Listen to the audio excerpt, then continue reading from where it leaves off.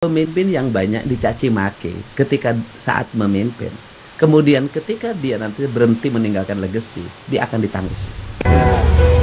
Ibu, kenapa menangis? Habis ketemu Pak Jokowi kok malah menangis ya? Tapi kalian jangan samina wa atokna dengan pemimpin yang zalim, dengan presiden yang zalim, presiden yang jahat. Satu, Jokowi anti-Islam. Anti-Islam, Jokowi. Dari wajah aja siapa yang alumni asli dan siapa yang alumni palsu kelihatan. Dan itu perbuatan si polisi-polisi bajingan jenderal bangsat barbar biadab itu.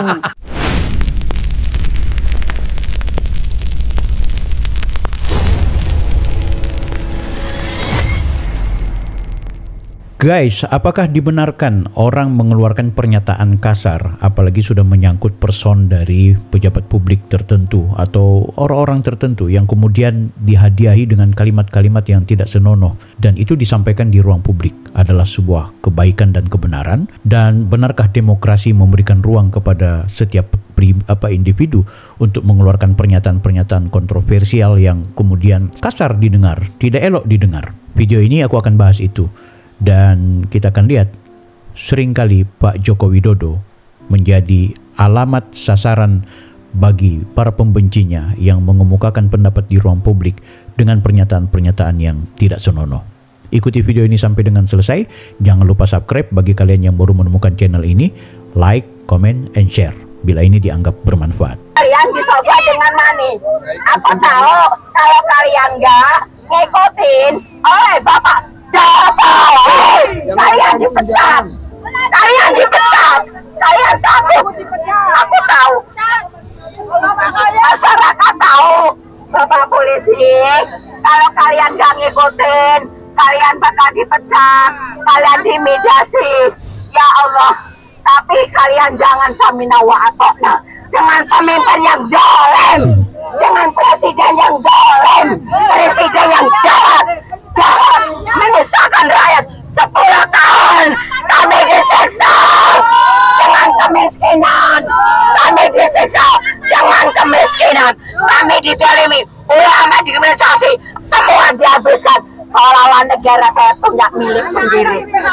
Oke guys, sebagai bentuk kritik ada kalimat-kalimat yang bagus ya menurutku. Tapi ketika dia mengeluarkan pernyataan bahwa presiden atau pemimpin zolim, terutama khusus Pak Jokowi, ini bisa berbahaya kalau kemudian tidak dijelaskan secara komprehensif oleh ibu-ibu tadi. Ini penting guys, kenapa? Karena ketika kita berani mengatakan bahwa pemimpin itu zolim, maka kita harus berani juga mempertanggungjawabkan apa yang dimaksud dengan kezoliman. Apa yang dimaksud dengan hal-hal yang sehingga kita menilai pemimpin ini zolim. Jika tidak terbukti secara hukum, maka ini juga akhirnya menjadi pencemaran nama baik. Oke, kita ke video selanjutnya. Tak terduga, Buniani sebut Jokowi anti-Islam dan sangat berbahaya.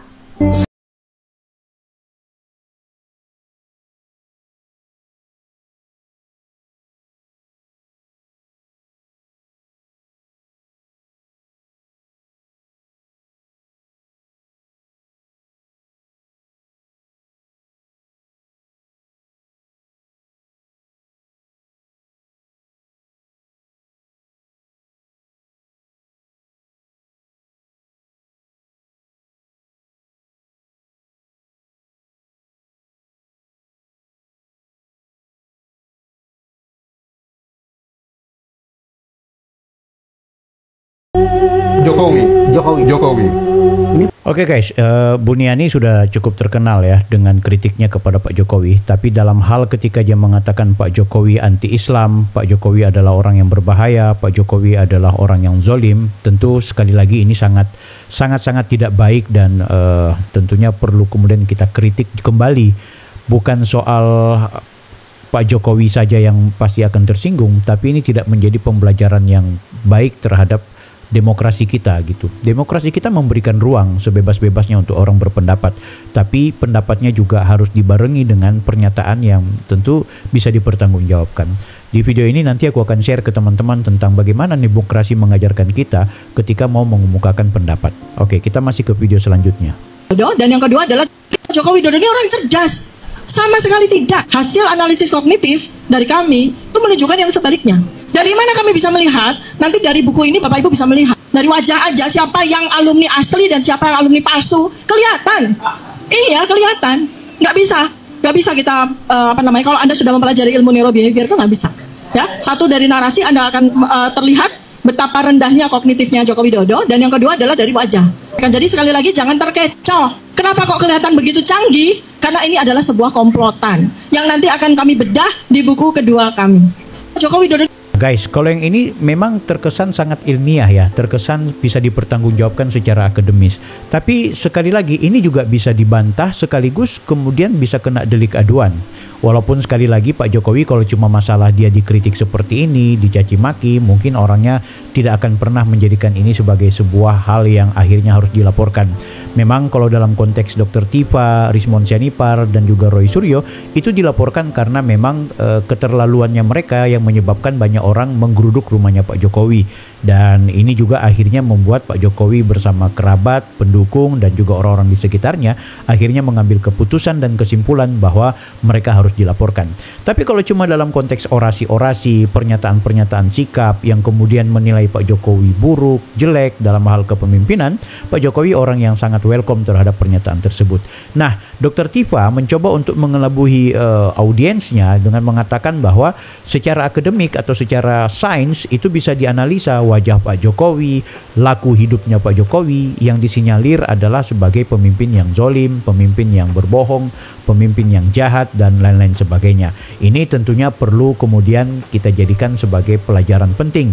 Apakah dengan semurah dan semudah itu orang bisa dikenali melalui yang katanya ilmu pengetahuan, tapi pada dasarnya bisa jatuh ke fitnah.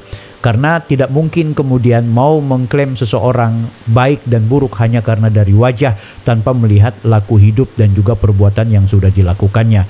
Bagaimana mungkin Anda mau menilai wajah seseorang ini bisa dianggap lulusan asli dari UGM atau tidak, lulusan asli dari sebuah kampus atau bukan. Itu juga akhirnya bisa menjadi ketimpangan dan bisa dikategorisasi sebagai pencemaran nama baik. Guys, aku juga akan tunjukkan ke kalian tentang video-video orang-orang yang sebenarnya mau memberikan pernyataan yang positif tentang Pak Jokowi. Tapi sebelum itu, aku mau mengajak ke kalian tentang bagaimana kita mau memahami hal-hal yang berkaitan dengan unsur-unsur akademik dan pengetahuan serta hukum, agar kita tidak terkecoh dari narasi-narasi kebencian yang kita anggap bahwa itu adalah sebuah hak demokrasi. Narasi-narasi kebencian yang kita anggap bahwa ini adalah hak kebebasan berpendapat. Narasi-narasi kebencian yang kita nilai bahwa itu adalah sudah sepantasnya. Padahal narasi kebencian itu ternyata juga selain menyakiti perasaan orang, selain bisa membuat pecah belah bangsa, itu juga melanggar etika, norma, dan juga hukum itu sendiri. Nah, teman-teman, aku perlihatkan ke kalian tentang secara prinsip memang kalau bicara demokrasi itu yang namanya berpendapat adalah sebuah kebebasan, karena itu juga termasuk bagian dari hak asasi di mana menyampaikan kritik di ruang publik. Namun kita juga harus memahami bahwa memberikan pendapat di ruang publik, memberikan kritik di ruang publik itu bukan berarti bermakna tunggal. Artinya kebebasan ini juga tidak bisa kemudian tidak ada batas, semua harus ada batasannya guys. Nah untuk itu di slide ini aku mau perlihatkan ke teman-teman tentang ada 3 hal mendasar yang seharusnya menjadi basis pengetahuan kita kalau mau memberikan pernyataan di ruang publik. Nah yang pertama adalah memang yang namanya memberikan pernyataan sikap atau memberikan pendapat itu adalah hak yang secara mendasar itu diakui ya, diakui tidak hanya dalam konteks hukum tapi juga diberikan ruang dalam konteks etika. Nah, dalam demokrasi misalnya, setiap orang itu punya hak untuk memberikan penyampaian pendapat baik secara lisan dan juga secara tulisan. Sekali lagi ini adalah hak setiap manusia, bahkan ini kategorisasinya adalah hak asasi. Sehingga itu kita tidak boleh melarang seseorang mau berpendapat, seseorang mau menyatakan sikap di ruang publik sekalipun. Tapi yang kedua, yang jangan dilupakan adalah bahwa kebebasan itu tetap ada batasannya. Kebebasan itu tetap ada batasannya. Jadi tidak mungkin kebebasan itu tidak dibatasi. Anda bayangkan kalau seandainya kebebasan itu tidak terbatas, kebebasan itu tidak diatur, maka betapa luar biasanya kehidupan sosial kita yang akan terlihat carut-marut dan konflik di mana-mana, bahkan chaos di mana-mana. Nah, kebebasan berbicara itu dibatasi oleh hukum dan juga etika, guys. Misalnya, tidak boleh mengandung ujaran kebencian, fitnah, tidak boleh juga kemudian ada hoax, ada penghinaan, ada yang berkaitan dengan penghinaan sara atau ajakan kekerasan. Jadi kalaupun ada kasar di sana itu dalam konteks ketegasan dan belak-belakan atau keras yang tentunya masih pada koridor, dan itu masih diberikan sebuah kemungkinan. Tapi kalau sudah menyerang martabat pribadi atau merugikan orang lain, bisa kena konsekuensi hukum. Inilah yang nampaknya kita juga walaupun atas nama akademik, atas nama kampus dan keilmiahan, tetap harus mempelajari bahwa ada situasi dan kondisi yang seharusnya membuat kita lebih bijaksana lagi kalau mau mengeluarkan pendapat di ruang publik. Nah, yang ketiga guys, ini yang harus teman-teman ketahui bahwa ada namanya etika demokrasi, di mana dalam konteks demokrasi yang sehat itu tidak hanya soal kita boleh berbicara, tapi juga bagaimana menyampaikan dengan argumentasi, bukan sekedar emosi. Kata-kata kasar tanpa dasar itu bisa membuat diskusi publik kita itu tidak produktif dan memecah belah masyarakat. Aku perlihatkan ke kalian tentang bagaimana pernyataan-pernyataan yang disampaikan oleh Rismond Sianipar. Artinya, walaupun nanti yang saya laporkan Tito Karnavian, Krisnamurti, senior mereka atau satu angkatan mereka, itu harus ditangkap dan dipidanakan. Nah, ini boleh nih, titipan pertanyaan dari Bang Rismond Sianipar untuk anggota DPR RI kami tercinta. Nanti di fit and proper test, tolong ditanyakan kepada calon Kapolri yang baru, siapapun orangnya, berani nggak memproses Tito Karnavian, Krisnamurti, Muhammad Nur Al-Azhar yang sudah memanipulasi barang bukti di pengadilan sehingga dipakai oleh jaksa, hakim, psikolog, kriminolog, toksikolog, ahli hukum pidana, dokter forensik, bahkan hakim itu sendiri. Dan itu perbuatan si polisi-polisi bajingan jenderal bangsat barbar biadab itu. Tito Karnavian, yang sekarang sudah disusun menjadi sebuah buku ya. Sudah saya susun dalam sebuah buku. Oke, guys ya, jadi silakan Anda mau mengatakan bahwa yang namanya pejabat atau tokoh-tokoh tertentu, termasuk yang disampaikan oleh Rismond Sianipar tadi, orang-orang yang dia sampaikan, ada hal yang nampaknya mereka itu perlu dikritik. Tito itu dia nampaknya diduga, atau Krisnamukti diduga. Harusnya ada kalimat-kalimat yang sebenarnya lebih menunjukkan bahwa mereka ini akademisi dan juga lebih elegan ketimbang langsung mengatakan mereka ini memanipulasi data, mereka itu bangsat, mereka itu. Jadi ini hal yang menurutku yang dikemukakan di ruang publik yang agak bermasalah gitu guys, sehingga itu ini akhirnya akan memecah belah kita. Seandainya Rismond Sianipar dengan nalar kritisnya mengeluarkan pendapat-pendapat dan juga gagasan yang brilian, ada etika publik yang dia sampaikan dalam pernyataan sikapnya, aku yakin dan percaya dia akan mendapatkan simpati dari banyak orang, tidak hanya pengikutnya, bahkan orang-orang yang barangkali mungkin tidak setuju dengan dia akan secara sadar menganggap bahwa Rismond cukup diperhitungkan sebagai seorang tokoh. Nah, ini juga aku mau perlihatkan bagaimana Amin Rais juga mau mengemukakan pendapatnya. Saudara sebangsa setanah air, sesuai dengan sunnatullah, peran dan pengaruh politik pemimpin yang sudah lengser dengan berjalannya waktu otomatis semakin lemah dan akhirnya punah.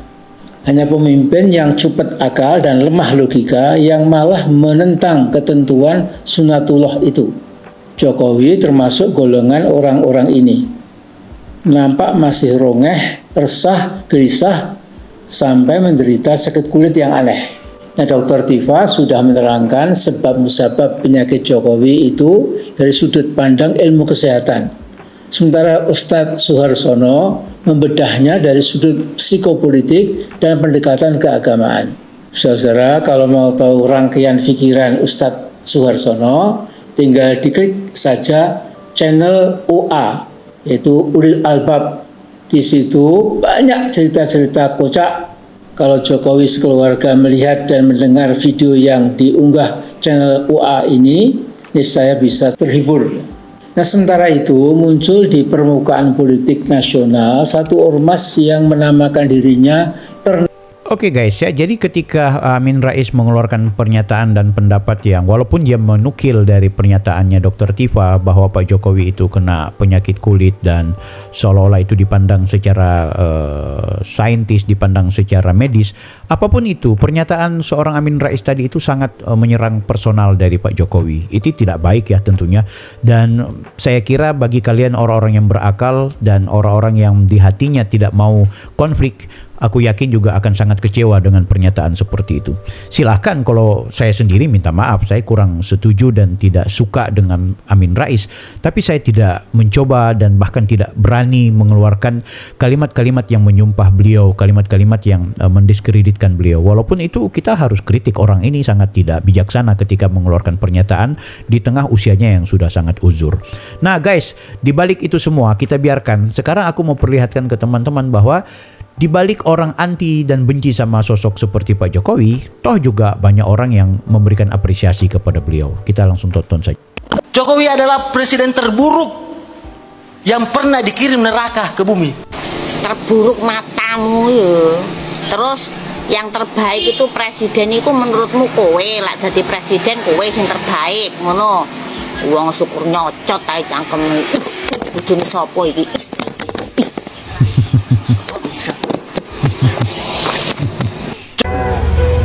Ibu, kenapa menangis? Habis ketemu Pak Jokowi kok malah menangis, ya? Kenapa? Iya, terharu kenapa? Ibu dari mana tuh ini? Dari Bojonegoro. Dari Bojonegoro. Iya, sampai harus menangis. Di beberapa kalangan menyebut bahwa ini settingan guys ya. Banyak yang menganggap ini adalah sebuah upaya untuk seolah-olah membuat Pak Jokowi itu masih digemari. Padahal memang masih digemari. Oh gitu ya? Saking sayangnya.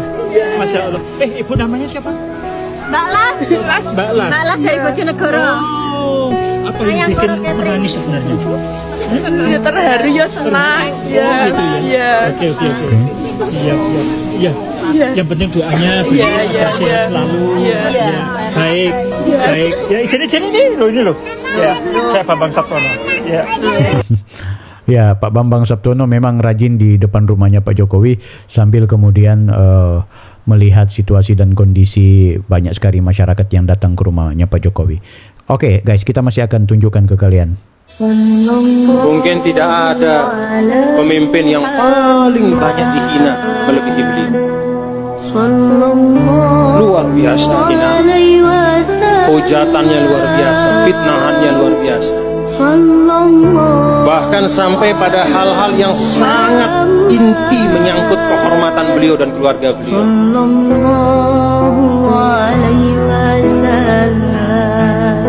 Jadi hobi bagi sebagian orang. Tapi alhamdulillah yang kita saksikan bersama, walaupun fitnah demi fitnah itu tidak pernah putus, tapi beliau tetap bekerja, sungguh-sungguh bekerja. Oke guys ya, jadi ada ulama yang tidak suka Pak Jokowi, tapi ada ulama juga yang kemudian secara tulus memberikan penghormatan kepada Pak Jokowi guys. Pemimpin yang banyak dicaci maki ketika saat memimpin, kemudian ketika dia nanti berhenti meninggalkan legacy, dia akan ditangis. Yeah. Asal untuk rakyat, asal untuk negara. Saya pertaruhkan reputasi politik saya. Ya, saya akui Jokowi antara pemimpin yang hebat, yang melakukan perubahan-perubahan, dan hari ini Indonesia melonjak jauh ke hadapan berbanding dengan pencapaian dalam negara kita. And someone who enjoys the trust of all parties involved. Mr. President, with your humble, visionary and peace-pursuing leadership, we are in the best hands. Therefore,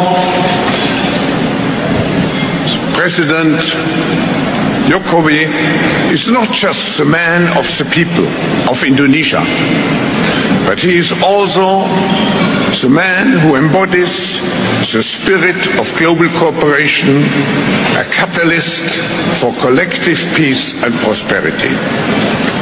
I'm honored, on behalf of the Atlantic Council, to present this year's Distinguished Global Citizen Award to President Joko Widodo of Indonesia, and to receive the award in his stead, His Excellency Foreign Minister Retno Marsudi.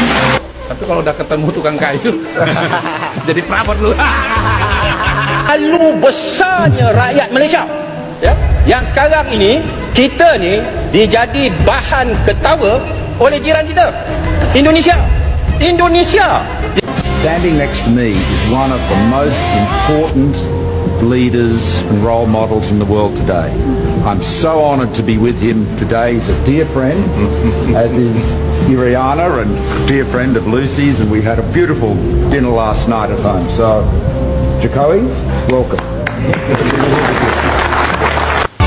Fatwa gosip dibuat oleh orang iri hati dan disebarkan oleh orang yang bodoh dan dibenarkan oleh orang idiot. Semakin menyala, akan semakin banyak penyusup yang ingin mengadu domba. Dan ingat, mungkin dia bangga mendapatkan kartu as yang ada di genggamannya, tapi dia lupa siapa pemilik kartu jokernya.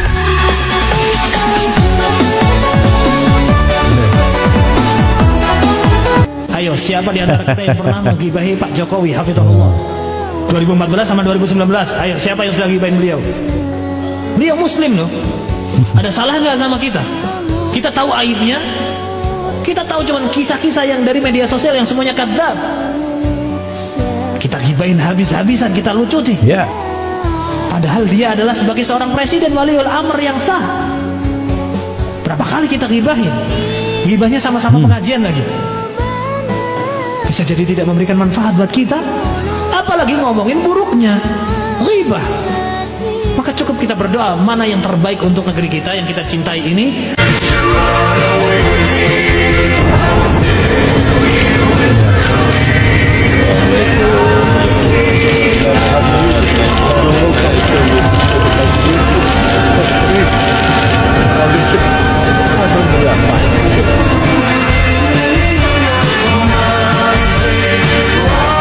Mahbubani menulis artikel berjudul The Genius of Jokowi dan menceritakan capaian Jokowi selama menjadi presiden Indonesia. Indonesia can be part of a much larger wave of growth and development in Asia. But for that to happen, poin penting yang disampaikan peneliti Singapura itu adalah Jokowi mampu menjaga stabilitas politik, bahkan menyatu dengan lawan politiknya. Tulisan Mahbubani dipublikasikan pada 6 Oktober 2021. Bahkan, Mahbubani sampai menyebut tidak dapat disangkal Jokowi adalah pemimpin paling efektif. Ia juga menjabarkan program-program yang dijalankan Jokowi terkait pendidikan, sosial, dan infrastruktur.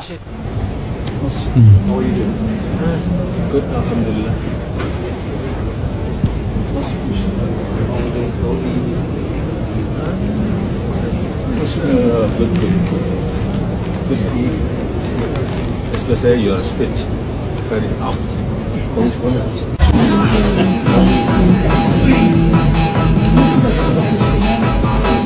Oh.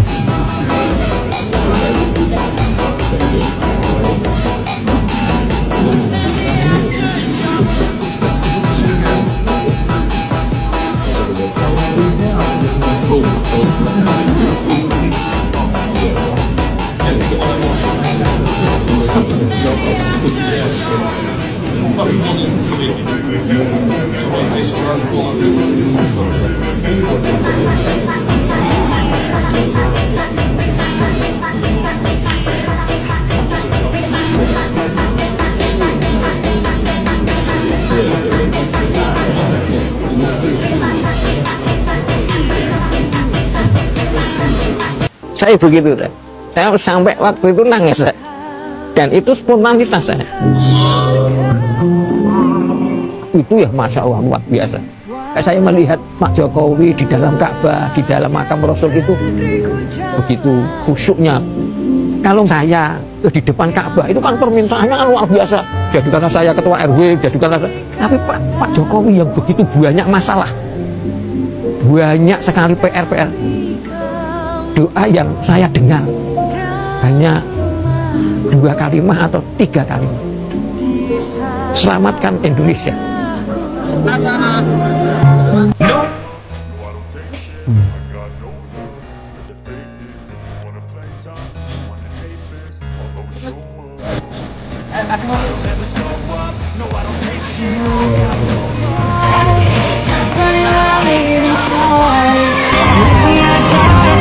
Tunggu 7 hari dalam perjalanan.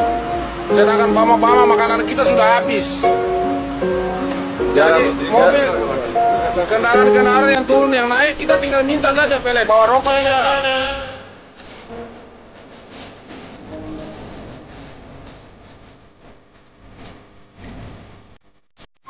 Biar Bapak Jokowi sembunyi rupa dimanapun kami tetap tahu dan kami mengingat kebaikan Bapak Jokowi seumur hidup kami.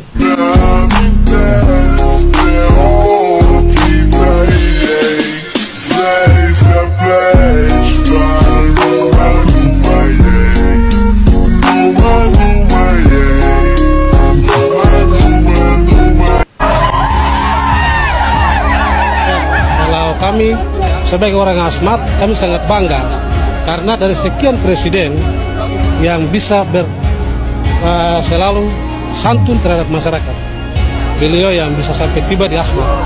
Tiba di Asmat sudah 2 kali, ini yang kedua kali. Dan kami sangat bangga. Kalau boleh ke depan presiden-presiden seperti mental yang dimiliki oleh Bapak Presiden itu harus ada. Kalau tidak, itu akan terjadi kesenjangan dalam pembangunan ke depan. Puji dan syukur kita aturkan ke Tuhan Yang Maha Esa. Bapak Jokowi sebagai Roh Kudus, hati malaikat. Kami Asmat rasa bangga. Rasa bangga dengan kehadiran pembangunan di pedalaman yang terpencil, yang di masyarakat yang terpencil sekali.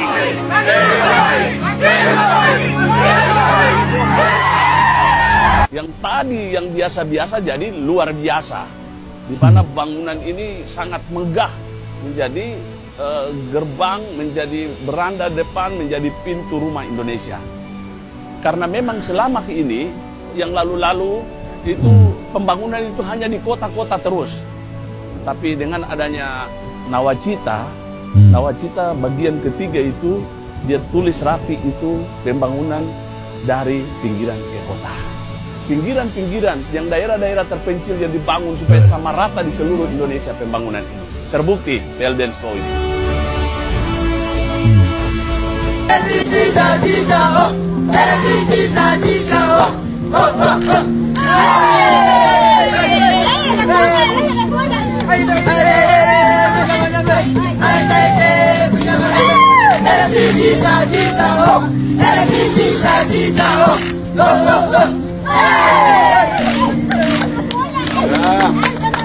Kami Kabupaten Asmat sangat bahagia sekali. Pertama kali Pak Presiden datang di sini, sangat bahagia dan ini sungguh luar biasa buat saya sebagai perempuan Asmat.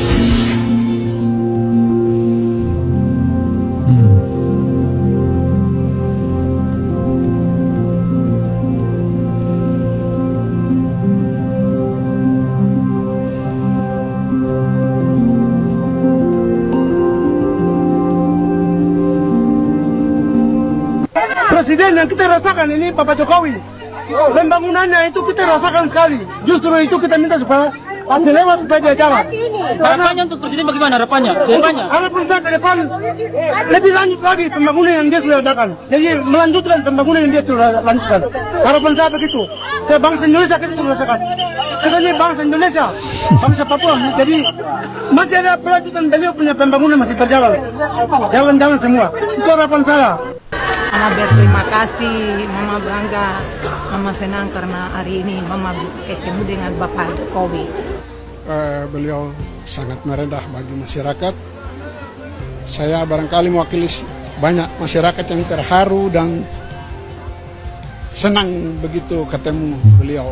Oke guys, intinya Pak Jokowi itu, walaupun mungkin di sebagian orang, di sebagian kalangan yang anti dan benci sama beliau, dan sering mengeluarkan pernyataan-pernyataan atau pendapat yang nampaknya kurang elok di ruang publik, tapi tidak sedikit juga orang yang mengapresiasi beliau. Jadi itu wajar.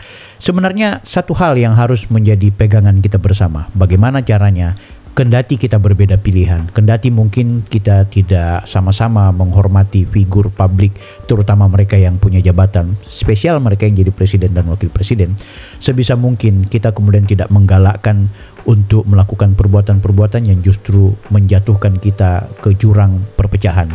Memang tidak hanya menunggu orasi atau tindakan-tindakan yang mengajak memprovokasi orang untuk membenci orang lain, tapi cukup dengan mengeluarkan kata-kata kasar, kata-kata jorok, penghinaan dan pelecehan terhadap orang yang kita benci di ruang publik, itu juga bagian dari keadaan yang akan membuat kita pecah terus-menerus. Polarisasi terus-menerus yang akan membuat kita rugi dan terjadi konflik horizontal. Maka dengan itu, ayo terus kita kritik pejabat kita, tapi terus juga kita berupaya menggunakan padanan-padanan kata yang barangkali justru mencerminkan bahwa kritik itu sampai, tapi tidak kemudian membuat perpecahan antar satu golongan dengan golongan yang lain.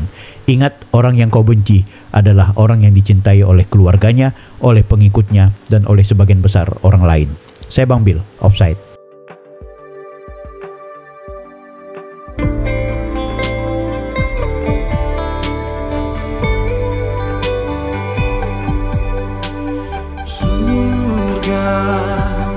Jalannya ada di dunia. Setelah meninggal dunia tak ada lagi kesempatan untuk bertakwa.